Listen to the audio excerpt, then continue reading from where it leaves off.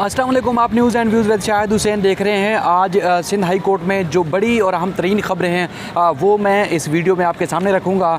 एक तो ये है कि हाफिज़ सदीकी के हवाले से एक नया एक अहम तरीन इंकशाफ सामने आया है। उसके अलावा फैसल वावडा की मुश्किलात में मज़ीद इजाफा होता नज़र आ रहा है। क्या नई मुश्किल खड़ी हो सकती है वो इस वीडियो में आपके सामने रखूँगा। इसके अलावा जो मुराद अली शाह साहब हैं वज़ीर आला सिंध, उनके जो उनको मुताहियात नाअहल करने के हवाले से दरख्वास्त की समाअत हुई, उसमें भी बड़ी अहम और बड़ी पेशरफ्त है। इसके अलावा साईं कायम अली शाह साहब जो कि साबिक़ वज़ीर आला सिंध हैं, उनकी मुश्किलात में भी इजाफा दिखाई देता है। और इसके अलावा वज़ीर कानून और भी बेशुमार ड्रैप के हवाले से भी केसेस थे जिनकी तफसीलात मैं कोशिश करूँगा कि मुख्तसर तरीन वक्त में और एक सम अप करूँ, इस वीडियो के सामने आपके सामने रखूँ। एक तो ये है कि डॉक्टर आफिया सदीकी के हवाले से उनकी बहन डॉक्टर फौजिया सदीकी की जानिब से जो है वो एक इंकशाफ सामने आया जिसमें कहा गया है कि डॉक्टर आफिया सदीकी ने अपने बच्चों और इसके अलावा अपनी वालदा के लिए ख़त लिखा था, जो कि फ़ॉरेन ऑफिस है और हाई कमीशन है, वो ख़त अपनी उनके बच्चों तक नहीं पहुंचा पा रहा। और उसके बाद फिर डॉक्टर आफिया की केस की पैरवी के लिए एक ज़ाती तौर पर एक प्राइवेट वकील भी हायर किया गया है अमेरिका में, जो कि डॉक्टर आफिया केस की पैरवी करेगा। लेकिन डॉक्टर फौजिया सदीकी की जानिब से अदालत में आज सिंध हाई कोर्ट में एक इल्ज़ाम ऐड किया गया है कि जो फ़ॉरेन ऑफिस है और उसके बाद जो हाई कमीशन है अमेरिका में, वो उस प्राइवेट वकील के साथ तामुन नहीं कर रहा। दूसरी जानिब जो इब्रार हाशमी साहब हैं हाई कमिश्नर जो अमेरिका में, उनके हवाले से बताया गया है कि एक 6 सफ़ात पर मुश्तमिल एक ख़त जो है वो उनको मौसूल हुआ था।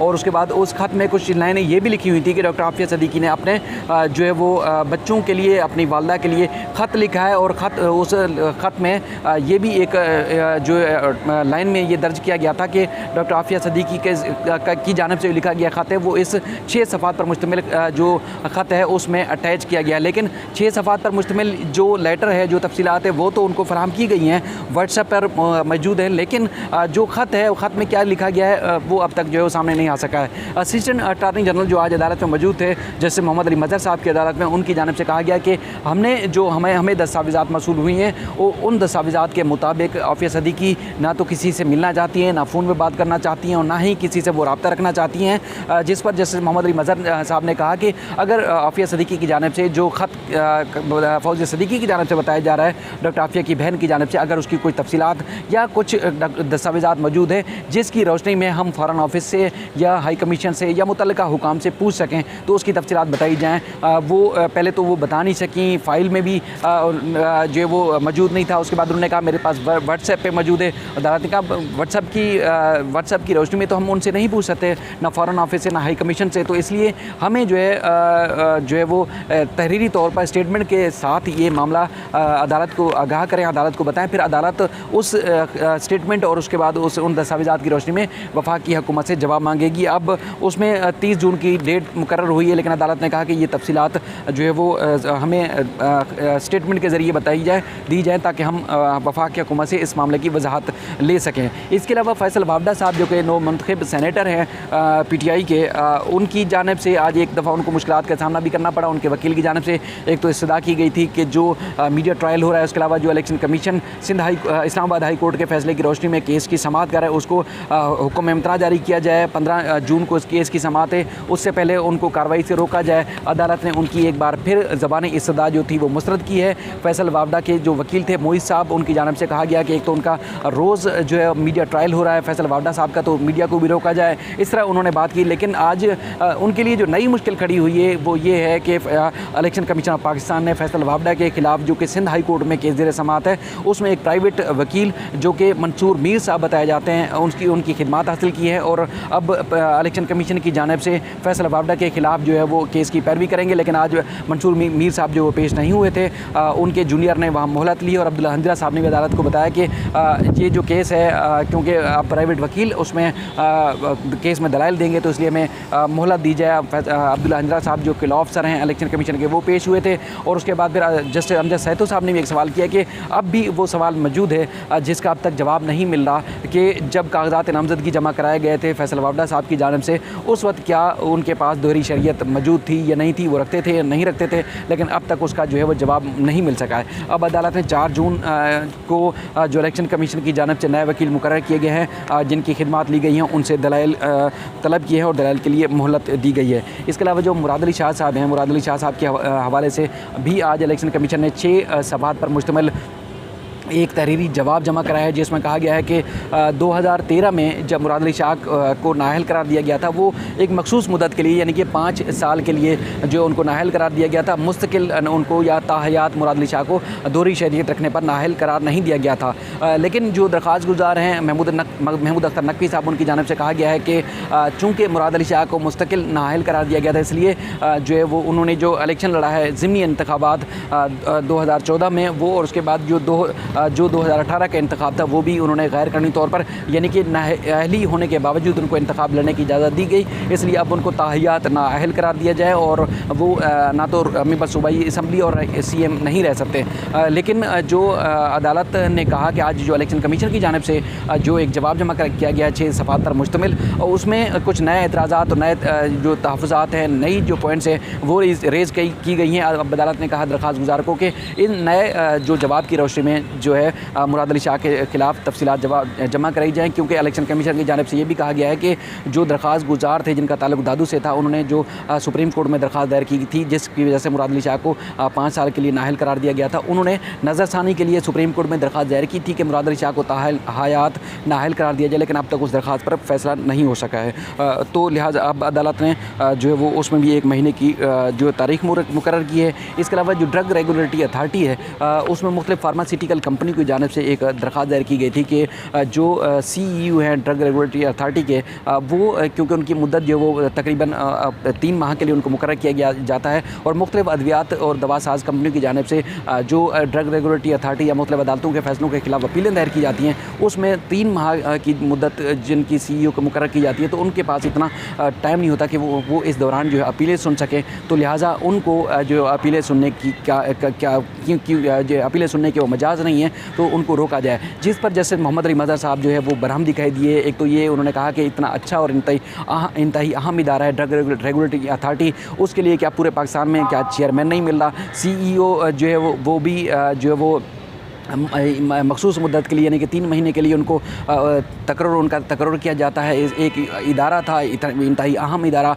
उसको जो वो तबाह कर दिया गया है। ड्रग रेगुलेटरी अथॉरिटी ने ये एक किस्म का तमाशा लगा रखा है। अब अदालत ने उनको कहा है कि जो ड्रग रेगुलेटरी अथॉरिटी यानी कि ड्रैब के जो वकील यहाँ पेश हुए थे और उनके जो नुमाइंदे पेश हुए थे, उनको कहा है कि आप जाकर बताएं CEO को कि आपके पास जो है वो ये दरख्वास्तें सुनने का, अपीलें सुनने की आप मजाज नहीं है, लिहाजा नहीं सुने। और उसके बाद फिर उनको तंबीह भी की है कि आप मुस्तकिल तौर पर चेयरमैन जो ड्रग रेगुलेटरी अथॉरिटी ड्रैप और उसके अलावा CEO उस नुमाइंदे को भी मुंतखब करें, क्योंकि फार्मासिटी के कल के वकील जो थे सत्तार पीरज़ादा, उनकी जानिब से एतराज़ात आयद किए गए थे कि 3 माह का नोटिफिकेशन जारी किया जाता है CEO की तैनाती के हवाले से। तो लिहाजा ये जो ड्रग रेगुलेटरी अथॉरिटी में जो अपीलें ज़ेर समात होती हैं उसकी सुनने की जो है मुद्दत पूरी नहीं होती, तो इसलिए उनको जो है वो CEO को दरख्वास्त सुनने की इजाज़त ना दी जाए। इसके अलावा आपको याद होगा कि सिंध में कुछ अर्सा पहले जो मुख्तलिफ हेड मास्टर्स थे उन्होंने एहतजाज किया था कराची प्रेस क्लब के सामने, सिंध असम्बली के सामने भी तकरीबन 17-18 रोज़ तक वहाँ गेट पर भी एहतजाज दे के बैठे रहे। और उसके बाद फिर मुख्तलिफ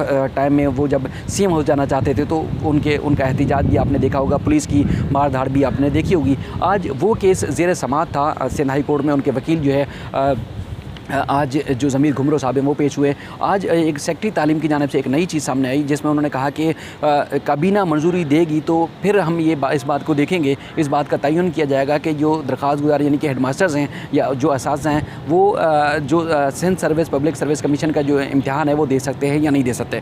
हालांकि इससे पहले अदालत में ये बात सामने आ चुकी थी कि वज़ीर आला सिंध ने मंजूरी दे दी है कि ये तमाम असातिज़ा जो है सिंध सर्विस पब्लिक कमीशन का इम्तिहान देंगे, जो पास होंगे उनको जो है मुस्तकिल किया जाएगा।